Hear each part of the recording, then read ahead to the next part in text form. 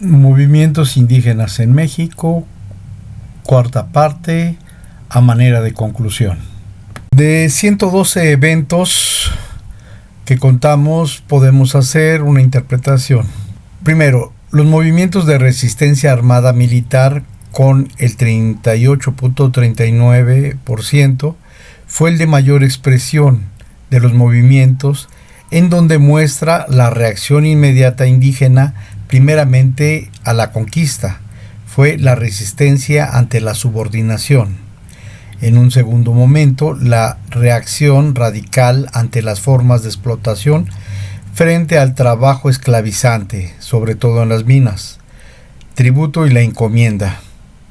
En un tercer momento, sobre el despojo de las tierras. Esto va a durar no solamente con la conquista, se prolonga a la independencia y a la Revolución Mexicana, siendo atentado contra la propiedad comunal de los grupos indígenas. Destacamos que se presenta en este grupo fenómenos de resistencia social violenta como motines, revueltas, linchamientos, enfrentamientos, organización, beligerancia directa, como también formas de represión dadas por el Imperio Español y los distintos gobiernos de México a los indígenas. Movimientos políticos ilegales, con el 24.10%, donde por medio de acuerdos, tratados, posiciones políticas, debates sobre la propiedad, sobre todo la propiedad comunal, políticas de asimilación indígena, leyes, incumplimientos, leyes por la democracia, exclusiones, resistencias ante reformas, restitución de tierras, derecho internacional, derechos educativos, entre otros. Movimientos mesiánicos y resistencia religiosa, con un 15.17%, desde la recuperación de la memoria, prácticas religiosas, narrativas de lucha, promesas de nuevos dioses, nuevos santos, sincretismo religioso, recuperación de espacios sagrados, expulsiones de voceros y de creencias que atentan contra la cohesión, recuperación de saberes, entre otros. Movimientos sociales basados en las condiciones materiales de las relaciones sociales de producción, con el 14.28% de los casos.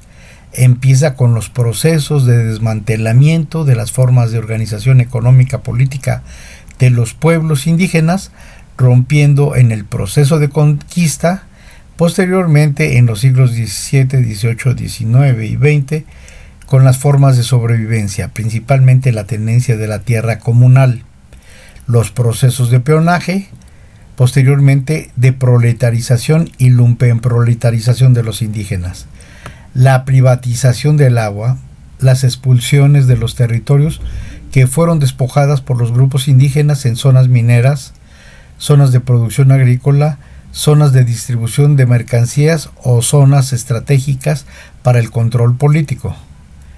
Política de etnocidios, maya y yaqui son los ejemplos.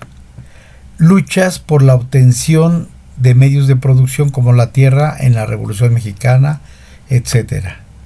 Movimientos autonomistas y autogobierno, encontramos el 5.35%, donde el territorio es fundamental para la conservación de los grupos indígenas y fue motivo de luchas ya retomadas en el apartado correspondiente. Las luchas por territorio ancestrales, que van más allá de las luchas inmediatas, formas nuevas de apropiación colectiva de las tierras para la sobrevivencia y los procesos civilizatorios. Movimientos socioambientales. Se registran el punto 89, que en realidad pueden ser más. Por ejemplo, en Cherán se peleaba también contra los talamontes.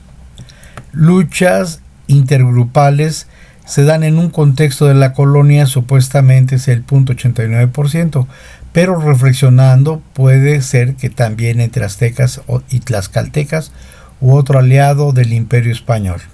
En 1700 hay un caso ilustrativo donde se pelean entre los mismos grupos indígenas en un contexto de conflicto con los españoles. Es el movimiento de los pueblos zapotecos, la región zapoteca de la Sierra Norte y en particular el pueblo de Cajonos. fue el escenario de luchas internas por el poder entre las diferentes facciones como nobles y plebeyos, los más iguales, y entre los clanes de linaje rivales. Es interesante en las transiciones de los cambios de señoríos al nuevo orden de dominio con los españoles. Les pregunta los conflictos internos fratricidas, no sé qué sucedía. De la misma manera vimos las luchas entre otomís y chichimecas dibujadas en el templo de Izmiquilpan y en una parroquia familiar de Ixtla, pero sería interesante saber qué pasó. Movimientos de resistencia cultural pasiva. Solo se registra un caso, pero en tanto en la vida cotidiana había formas de expresión. Sobre los movimientos urbanos indígenas hay muchos, pero por la búsqueda no se encontraron. Actualmente se manifiesta por la discriminación, que tengo un trabajo al respecto, en la vida cotidiana en las ciudades, principalmente en las oficinas de gobierno o en la calle con los vendedores ambulantes. Sí, ver a Ricardo Contreras en otros trabajos. De las cosas que podemos destacar es pensar que los eventos se dan dentro de un contexto más amplio y de los entramados sociales son más complejos, que el evento solamente es una parte que se asoma y que es interpretada y que puede ser malinterpretada también al no saber las dimensiones reales sociales del contexto más completo. Se supone que se debe de tomar en cuenta varios elementos de contexto ante la complejidad de los entramados. Hay problemas que son económicos, pero también son sociales y culturales. Observamos que la base teórica de los movimientos indígenas es intrínsecamente articulado de manera relativa. Un movimiento puede ser al mismo tiempo político, legal, social, ambiental y de resistencia cultural. El hilo conductor es la lucha por la descolonización, desmantelar la colonialidad del poder, el saber y el ser para construir alternativas basadas en la autodeterminación, la defensa de la vida, el territorio, el diálogo intercultural o diálogos de saberes justificado. Señalar como ejemplo los movimientos mesiánicos, que no son la sustitución o la recuperación de las formas de las creencias, la invasión y la violencia simbólica y disciplinaria de la religión católica. Nos referimos no solamente a la sustitución simbólica de las creencias y recuperaciones, sino también, por ejemplo, con referencia al territorio, a la pertinencia, a la adscripción del grupo en esas tierras, en esos lugares, también a la adscripción de la actividad económica y a la armonización del medio ambiente que envuelve esa actividad económica, así como la apropiación real y simbólica en ese contexto. También en las luchas mesiánicas, las cuestiones tienen que ver con los saberes y los epistemicidios que generan al sustituir formas de representación y cosmovisión y cosmogonía de las cosas y de los imaginarios y visiones que tenía el mundo indígena. Por lo tanto, es muy difícil que se dé un movimiento solo por su clasificación. En realidad se dan de maneras conjuntas, pero nosotros vamos a notar posiblemente su predominancia, ya sea militar, de estructura social, mesiánico, etc. En estas manifestaciones hay relaciones de poder específicas que se deben de considerar, y el trabajo consiste en darnos idea más o menos qué es lo que sucedía en toda época, que es un tema de la etnografía y propiamente de la etnohistoria. Sobre los etnicidios en la época del Imperio Español. Durante la conquista y la colonización de México por el Imperio Español, varios grupos indígenas se enfrentaron a una drástica reducción en su población debido a enfermedades, guerras, esclavitud y maltrato. Algunos de los grupos fueron casi exterminados o exterminados. Incluyen los taínos, aunque principalmente ubicados en el Caribe, su exterminio tuvo un impacto en las regiones cercanas de México. Los chichimecas en el norte de México, muchos grupos chichimecas fueron diezmados durante la guerra contra los españoles. Los purépechas tarascos, aunque no fueron completamente exterminados, su población disminuyó significativamente debido a enfermedades y conflictos. los mayas, y en la península de Yucatán hubo muchos mayas que fueron diezmados durante la conquista y las rebeliones posteriores. Los tlaxcaltecas, aunque inicialmente aliados de los españoles, también sufrieron pérdidas significativas debido a las enfermedades y a la explotación. Grupos indígenas que fueron exterminados o casi exterminados por el gobierno de México, esto posteriormente a la conquista. Yaquis a finales del siglo XIX y principios del siglo XX, entre 1876 y 1911, durante el porfiriato del gobierno de Porfirio Díaz, se llevó a cabo una campaña militar contra los yaquis conocida como la Guerra Yaqui.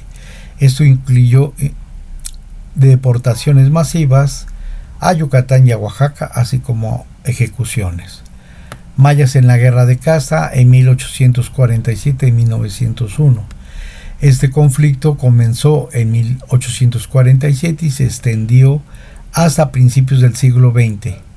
Los mayas se rebelaron contra el gobierno y los criollos en la península de Yucatán, lo que resultó una gran pérdida de la población y el territorio. Los seris. En los siglos XVIII y XIX, los seris enfrentaron una drástica reducción de su población debido a la colonización, enfermedades y conflictos con el gobierno y los colonos durante estos siglos. Los quiliguas entre el siglo XIX y el siglo XX.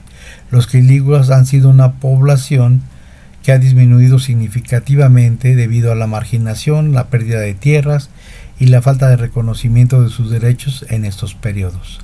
Los Cocupa del siglo XIX al siglo XX.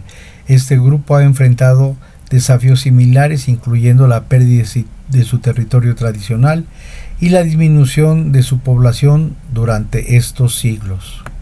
Despojo de las tierras indígenas. Como forma de acumulación originaria del capitalismo en México se impuso, hubo varios periodos de paz, pero fueron concesiones temporales, algunas para incorporarlos a las filas bélicas de sus ejércitos, algunas otras, la paz, para mantener estable al gobierno.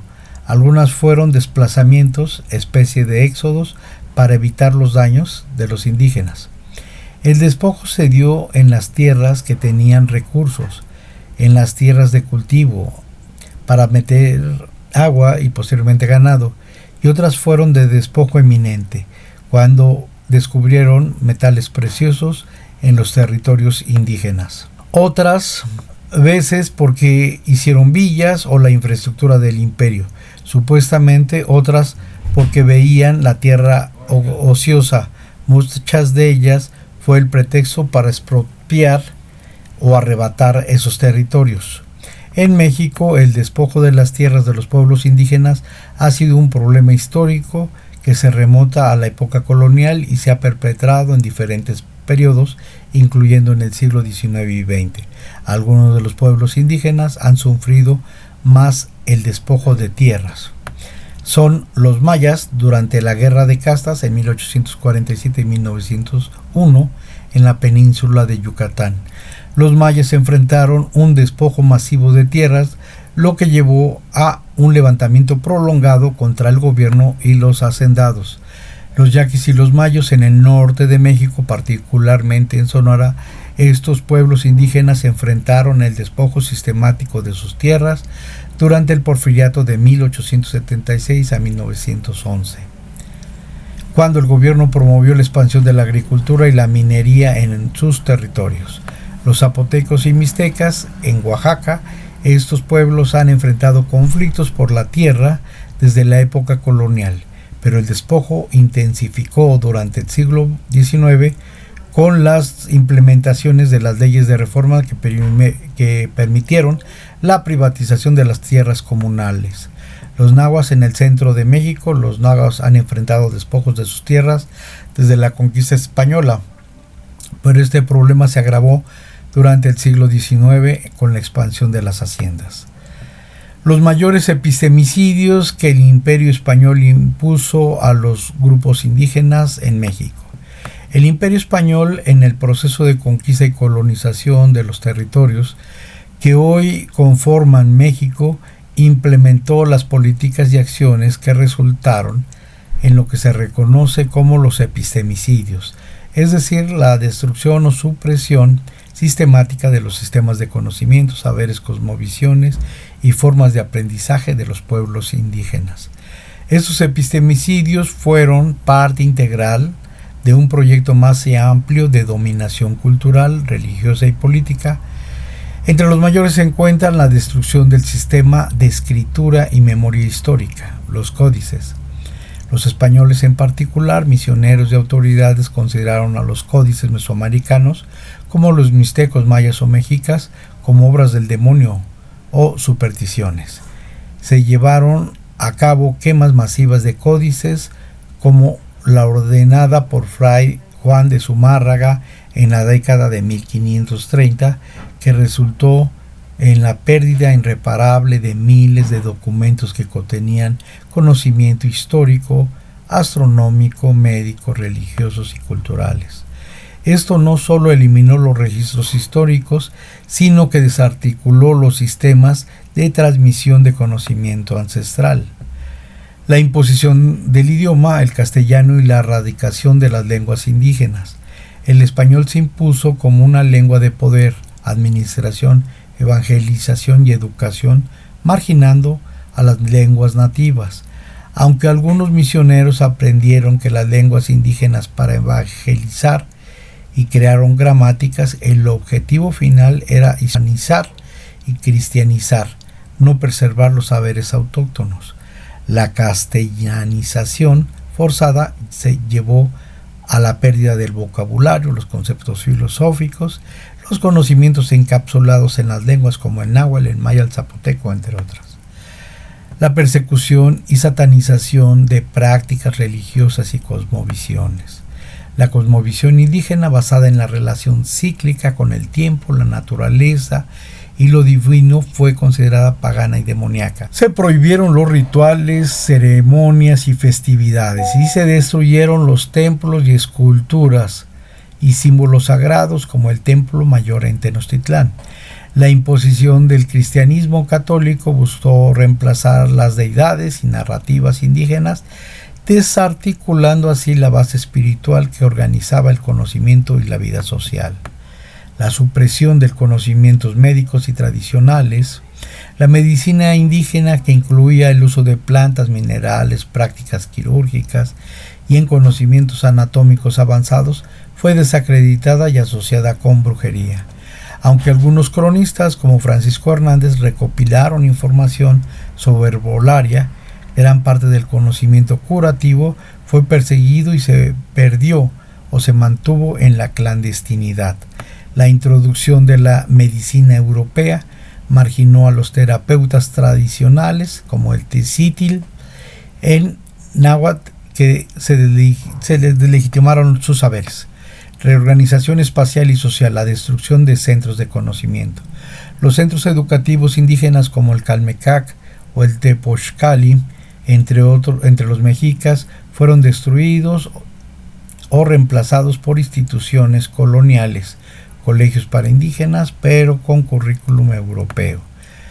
La fundación de ciudades españolas sobre las antiguas urbes indígenas, ejemplo la Ciudad de México, sobre el Tenochtitlán, simbolizó y materializó la imposición de un nuevo orden geográfico, social y epistemológico. La imposición de un sistema educativo y de conocimiento eurocéntrico, la educación se orientó a formar a la élite indígena leal al sistema colonial, enseñando la doctrina cristiana, la latinidad y la cultura europea, mientras se ignoraba y se despreciaba el conocimiento local.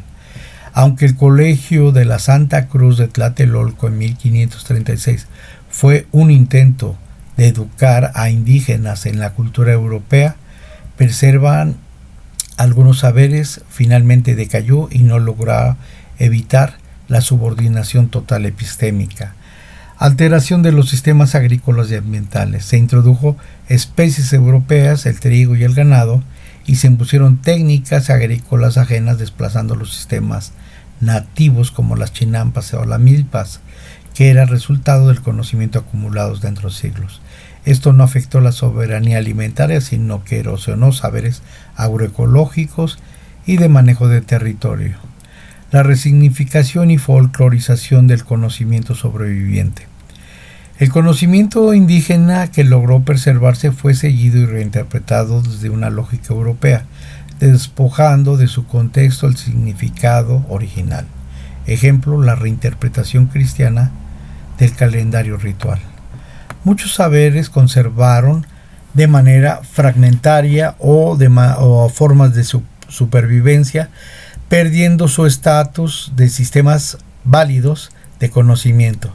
Los epistemicidios son un proceso deliberado y estructural que busca subordinar a los pueblos indígenas inmediatamente la destrucción de su sistema de conocimientos, lo que facilitó su control político, económico y religioso.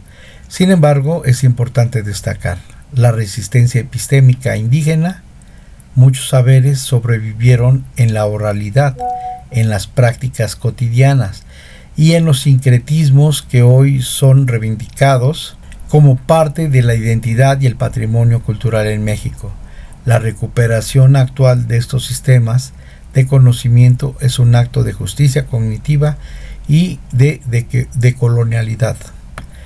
Los mayores epistemicidios que el gobierno impuso a los grupos indígenas en México. El gobierno mexicano, después de la independencia en el siglo XIX y XX, y no en el periodo colonial español, los epistemicidios contra los pueblos indígenas continuaron y se transformaron bajo políticas de Estado de la nación mexicana. El Estado mexicano, después de la independencia, en su proyecto de construir una nueva identidad nacional y homogénea, implementó políticas que buscaron activamente asimilar, integrar o eliminar las diferencias culturales y los sistemas de conocimiento indígenas. Estos son de los mayores epistemicidios impuestos. La primera es la política de castellanización forzada y la educación homogenizante. El sistema educativo mexicano desde el siglo XIX y especialmente en el siglo XX tuvo como pilar la castellanización obligatoria. Se prohibió el uso de las lenguas indígenas en las escuelas y se castigó física y psicológicamente a los niños por hablarlas. El objetivo era mexicanizar a los indígenas, es decir, convertirlos en ciudadanos que hablaran español, pensar como mestizos y abandonar su identidad originaria.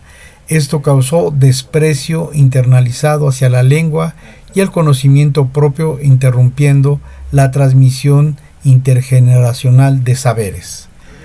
Segundo, el derecho y la ley como herramientas de despojo y asimilación. Las leyes de reforma de 1856, en especial la Ley Lerdo, atacaron la propiedad comunal de la tierra, ejidos, tierras comunales, indígenas, base material y espiritual de muchas comunidades.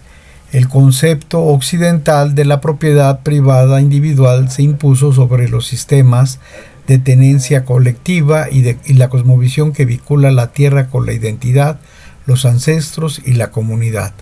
Este despojo fracturó el sustento económico y social donde se reproducían los saberes tradicionales. El indigenismo oficial del siglo XX.